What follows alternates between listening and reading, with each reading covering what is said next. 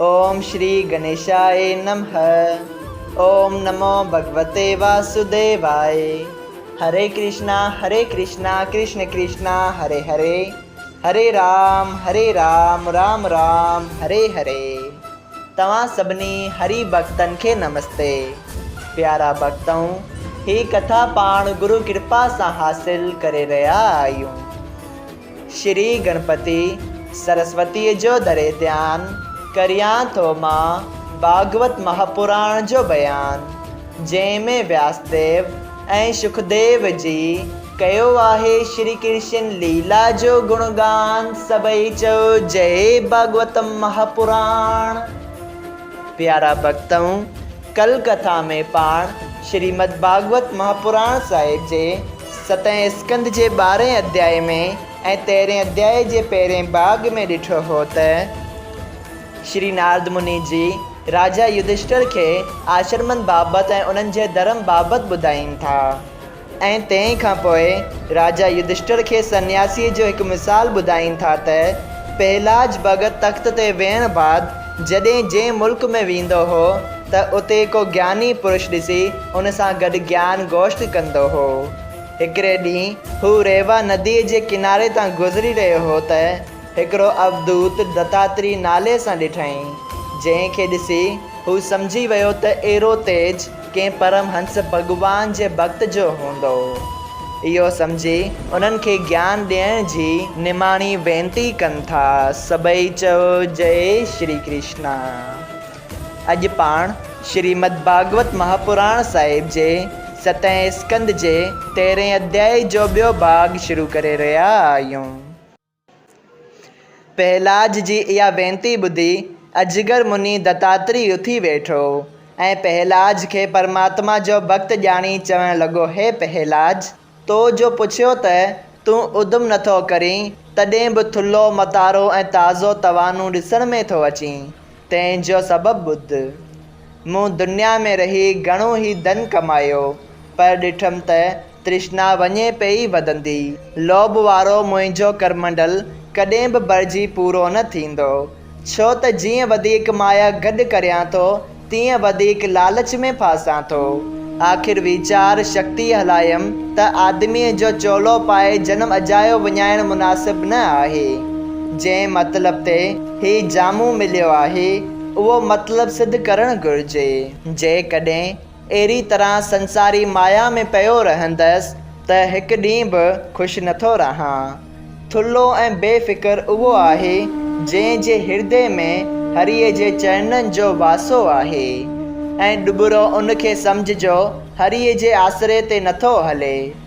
ॿाहिरियूं ऐं रवाजी अंधकार त सूरज जी रोशनीअ सां लहे थो, पर हृदय जो अंधकार परमेश्वर जी भक्ति करण सां थो मिटिजे। तव्हां पुछियो त आऊं का बि शइ पाण वटि नथो रखां ऐं न कंहिं खां घुरां थो।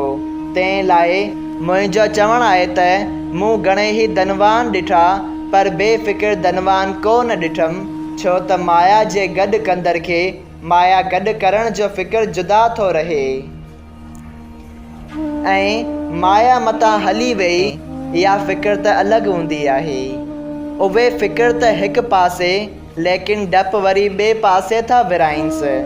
पहिरियों डपु खेसि वक़्त जे राजा जो रहे थो त ईअं न थिए त को इल्ज़ाम रखी धन फुरे वठे। ॿियो चोरनि ऐं फोरनि जे ख़ौफ़ जंहिंखां राति जो चङी तरह निंड बि नथो करे सघे। टियों डपु खेसि पंहिंजनि माइटनि जो थो लॻो रहे जो उहे हमेशह उन तार में ॾींहुं राति लॻा रहनि था त कंहिं बि तरह हिन जो धन असांखे मिले। अहिड़नि सबबनि करे धन दौलत गॾु कंदड़ खे सुख नथो मिले।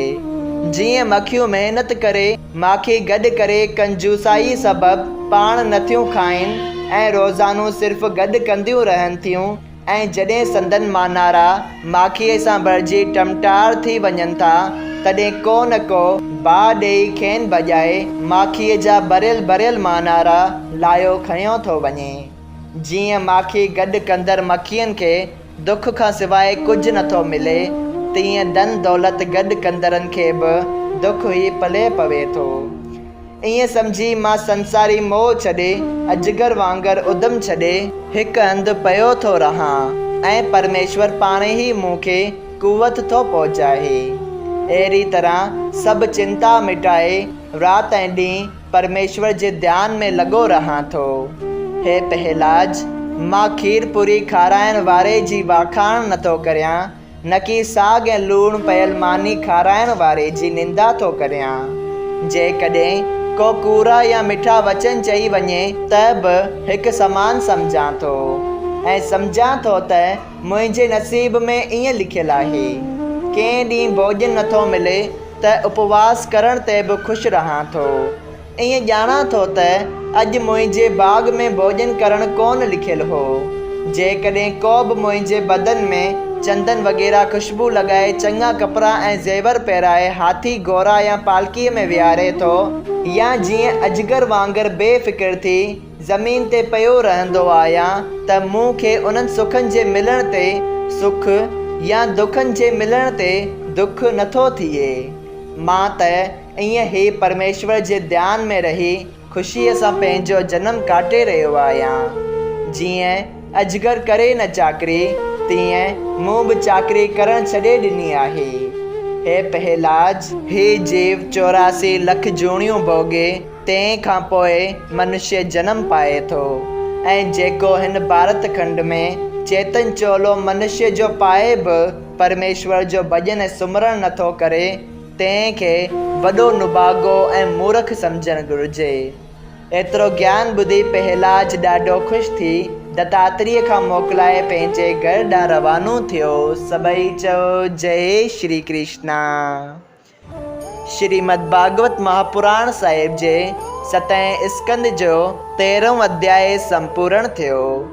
अगरि तव्हां सभिनी हरि भक्तनि खे हिन कथा मां लाभ हासिल थियो हुजे त कृपया हिन कथा खे ॿियनि हरि भक्तनि सां शेयर कजो त उन्हनि जो बि भलो थिए ऐं तव्हांजो बि भलो थिए। सभई चओ जय सिया राम। राधे राधे।